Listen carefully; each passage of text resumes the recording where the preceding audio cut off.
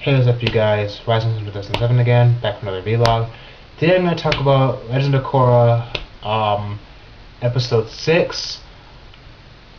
Right now I can't, oh yeah, episode 6, the title of the episode is called, and the winner is, ellipse, ... Okay, this episode, out of all the episodes I gotta say that have come out so far on Legend of Korra, this one's probably the best as far as action is involved. Basically, this entire episode is essentially about bending, and Korra, Mako, and Bolin, the Fire Ferrets, they're at the start of the episode. They're training for the final match against the Wolf Bats, and on the radio while they're training, Mako's in the radio, just like he's calling upon the council to cancel the finals of the pro bending match because if they don't, then Amon's gonna fuck shit up. So Korra, Mako, and Bolin, they go to the council while they're having this meeting, and Tenzin, Tarlok, and the other three guys are like, they're closing the arena down because this is too dangerous, because the fact that, they don't want to endanger innocent people's lives over, a game, because basically this is just a sport. They feel like it's not really important or whatever. Korra, Bolin, and Mako argue the point that pro bending is more than just a game. It's a place that non-benders and pro benders, well, as they put it, non-benders and benders can come together in harmony and peace and watch other benders beat each other up in peace, which I thought was pretty funny, because the way they said it. And like Tarlok and the others are like, that's nice and all that you have your naive, idealism, but we can't endanger people's lives. So at this point that Lin Beifong comes in. It's just like, really, you guys are gonna back down from Amon? Like, she's like, I'd expect that kind of thing from Tenzin, but you, Tarlok, I'm surprised. Have some backbone. So after Lin comes in and says this, she's like, if you keep the finals open, me and my elite task force will help keep shit safe, and I'll take full responsibility for what happens or whatever. After she says this, Tarlok changes his mind, and so do three of the other representatives, and Tenzin's the only one that feels like she'll be closed. Tenzin then basically tells Lin that she's being played, but Lin's like, whatever, she knows what she's doing.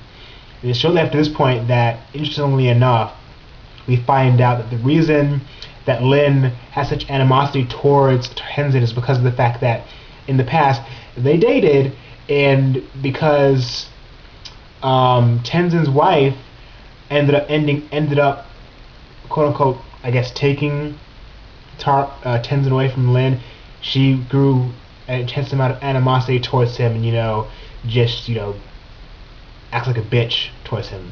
Anyway, the Fire Ferrets end up fighting the Wolf Bats in the pro bending finals.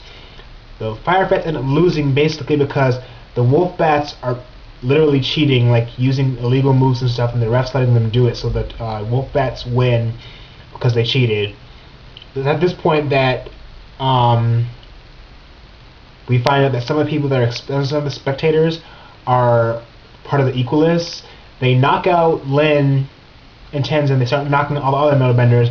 Then Amon shows up with some other guys from the Equalists, and the guy with the two electric staffs that we see in like episode 3 when they're going to say Bolin, he knocks out Korra, Mako, and Bolin because at the time they lost because all three of them got knocked off the arena into the water, and the guy with the electric staffs basically sticks electric staffs into the water, and because water conducts electricity, or if you want to use Pokemon logic, water beats electricity beats water, they end up getting knocked out. Amon says this speech basically about how he finds it funny that people are celebrating benders who basically like the Wolf Bats, who basically cheated and blew their way into winning, and that this is what regular benders do on a regular basis to non-benders. He then basically proceeds to say that this is the revelation, and then shit like gets real. Somewhere between there, while he's talking, Mako... No, before I get to that point, when Mako, Bolin, and Korra are being dragged out of the water to be tied up. Uh, Korra is like half awake and she has another flashback of Aang and his friends from his past. I'm not exactly sure what this flashback means, but we see Toph telling Aang something. We see Aang again. We see what I guess is Yakon. Is it Yukon or Yakon?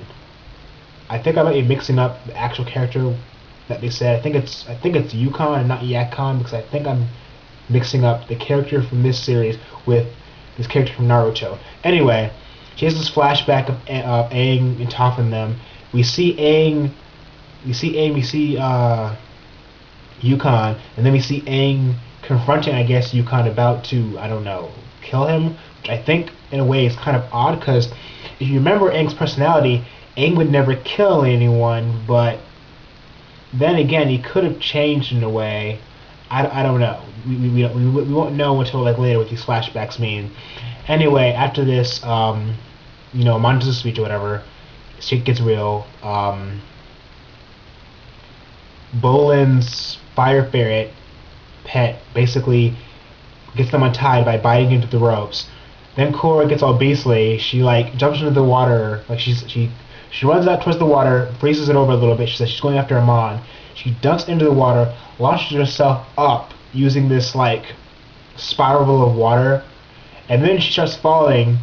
We see Lin come out of nowhere, metal bend, catch her, and like launch her further up into the air, and then shit just gets fucking awesome. Like Korra like fire bends, like kicks like these guys off the little the things they're like using to get back into go into their airship or whatever.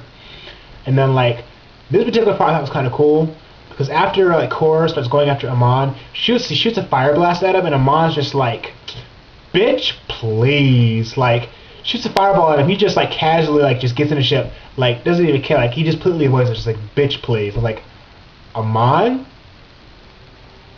you're an antagonist, but I like your antagonist. I enjoy it greatly. Anyway, after that, we get to see this pretty epic fight sequence that occurs between the Equalists, Korra, and Lin, which is pretty awesome. We get to see Lin's awesome metal bending skills some more. Korra like whoops some ass with fire bending, and then after that, episode kind of ends. All in all, this episode was very good. It was a very good action episode. It basically, I guess this is the start of this. I guess this starts off the actual, plot of the series. I guess because of whatever Amon. Because the Wolfbats, winning the tournament or whatever, and Amon starting this plan. I guess Korra's going to be concentrating more on airbending now. We're going to see more focus on Korra learning her airbending, and then trying to deal with Amon.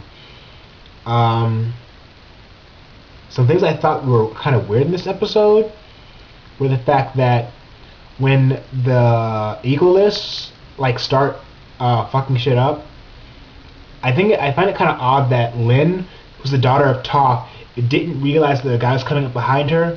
Then again, she wasn't barefoot, so that's one thing in her defense. But the other thing I found odd was that you think that she would do some earthbending too, because metal bending is just a subset of earthbending. You think that being Toph's daughter, Lin would be beastly at earthbending and probably would have used some of it, but she didn't. She might use some later, she might not. Tenzin, on the same token, you figure he'd be a little bit more beastly considering his parents are Katara and Aang. Just saying. I definitely give this episode a 5 out of 5. If you haven't seen it already, I would I don't know, if you can find it, I would, see if you can, find it online or download or something, because the episode was just that good. Shit. I'm excited to I'm actually pretty curious as to what's going to happen next episode, because at the end of the episode, they don't actually show us a preview of what happens next like they usually would do. They don't show us a little mini preview at the end of the episode, so we have no idea what's going to happen until, I guess Nick reveals a preview online. So I didn't know what was going to happen in today's episode until a few days ago when I thought my friend and I posted a link on his page on Facebook with the preview, because last week they didn't show a preview at the end of the episode, so I didn't know what the episode was going to be about until a few days ago. Anyway, really good episode. Legend of Korra was awesome. If you're not already watching Legend of Korra, you should go watch it, because this series is just epic as shit. So, Rising to 2007, out.